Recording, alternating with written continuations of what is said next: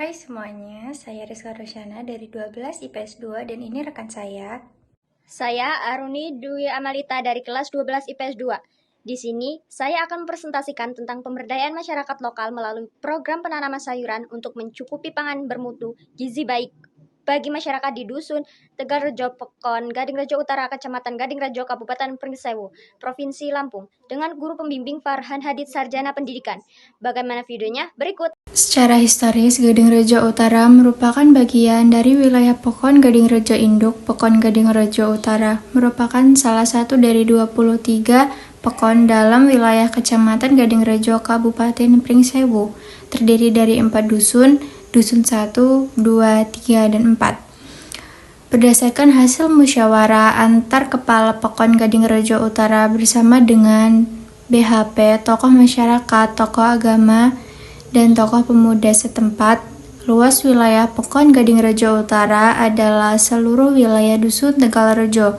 240 hanya terdiri dari lahan sawah, ladang, dan permukiman penduduk Kecamatan Gadingrejo, terletak di bagian paling timur Kabupaten Pringsewu dengan jarak 15 km dari ibu kota kabupaten dan terletak pada 140 derajat, 105 derajat bujur timur dan 5 derajat lintang selatan.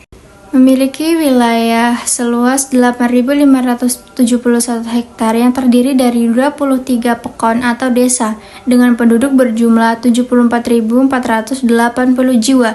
Kecamatan Gadingrejo merupakan penyumbang hasil panen seperti panen padi terbesar untuk Kabupaten Pringsewu. Hasil produksi di Kecamatan Gadingrejo yaitu sebesar 36,440 ton pada tahun 2018.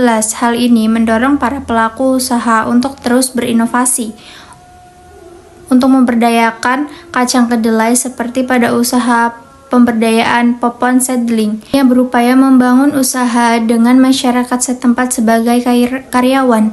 Dengan adanya usaha pemberdayaan oleh Bapak Edi Prianto ini, para masyarakat tentunya akan lebih terampil. Siklus dalam proses pemberdayaan. Yang pertama, keinginan untuk berubah. 2. Melepaskan hambatan-hambatan. 3. Rasa ingin memiliki bertambah. 4. Mengembangkan peran dan batas tanggung jawab. 5. Pencapaian hasil dan target yang lebih besar. 6. Perubahan perilaku dan kesan terhadap dirinya. 7. Merasa tertantang untuk upaya yang lebih besar. Selanjutnya ada pembahasan. Berdasarkan pengamatan penelitian, dapat diketahui bahwasanya dengan adanya Popon Seedling memberdayakan tanaman di masyarakat melibatkan pendekatan yang holistik, termasuk penyuluhan agronomi, akses ke sumber dayaan, dan pengembangan keterampilan petani.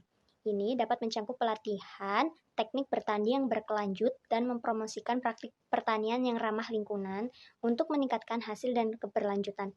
Sumber daya seperti benih berkualitas, pupuk organik, dan pendekatan berbasis teknologi juga dapat diperkenalkan untuk mendukung pemberdayaan tanaman. Nah, yang pertama, pemungkinan. Pengertian pemungkinan di sini ialah menciptakan suasana atau iklim yang memungkinkan potensi masyarakat berkembang secara optimal.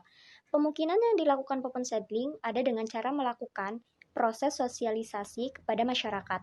Proses sosialisasi yang dilaksanakan berjalan mengalir dengan sendirinya. Misalnya, masyarakat mengetahui program Popon Seedling dari informasi mulut ke mulut, informasi WhatsApp atau media sosial lainnya. Pengelola Popon Seedling berupaya untuk mensukseskan terlebih dahulu pembibitannya agar masyarakat dapat melihat dan menilai secara langsung dan tertarik untuk bergabung di Popon Seedling. Yang kedua yaitu ada penguatan. Penguatan bertujuan untuk memperkuat pengetahuan dan kemampuan yang dimiliki masyarakat dalam memecahkan masalah dan memenuhi kebutuhannya. Bentuk penguatan yang dilakukan Popon Seedling adalah dengan mengadakan sosialisasi mengenai skill bercocok tanam yang baik. Salah satunya menyewakan lahan untuk uji coba bibit tanaman kedelai untuk penelitian dari kampus Universitas Lampung. Ketiga, perlindungan. Perlindungan merupakan upaya untuk melindungi masyarakat, terutama kelompok lemah, agar tidak tertindas oleh kelompok yang kuat. Menghindari terjadinya persaingan yang tidak seimbang antara yang kuat dan lemah, dan menjaga terjadinya eksploitasi kelompok kuat terhadap kelompok lemah. Perlindungan dan pemberdayaan petani bertujuan untuk mewujudkan kedaulatan dan kemandirian petani dalam rangka meningkatkan taraf kesejahteraan, kualitas, dan kehidupan yang lebih baik. melindungi petani dari kegagalan panen dan resiko harga. Dan yang kelima itu ada pemeliharaan. Strategi pemberdayaan ini bertujuan memelihara kondisi yang kondusif agar tetap terjadi keseimbangan distribusi kekuasaan antara berbagai kelompok dalam masyarakat. Dalam proses pemberdayaan popon seedling berusaha mencegah terjadinya masyarakat yang lemah semakin lemah.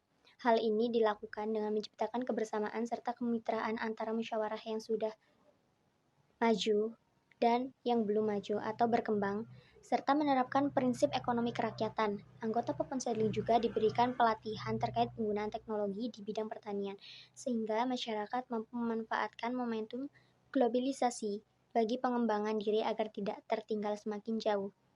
Yang keempat, penyokongan. Strategi ini bertujuan untuk memberikan bimbingan dan dukungan agar masyarakat mampu menjalankan peranan dan tugas kehidupannya. Penyokongan yang dilakukan oleh popon seedling adalah dengan memfasilitasi para anggotanya dengan diberikan pelatihan dan pendampingan yang dilakukan 1 bulan 2-3 kali.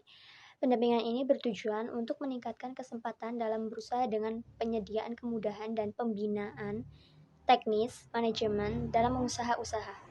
Pelindungan usaha tempat berusaha baru merupakan salah satu strategi dalam pemberdayaan di bidang ekonomi. Berbagai usaha penyokongan ini dilakukan dalam upaya meningkatkan kepercayaan diri kemandirian agar masyarakat di Dusun Tegalrejo memiliki kesiapan yang baik dalam memulai usaha.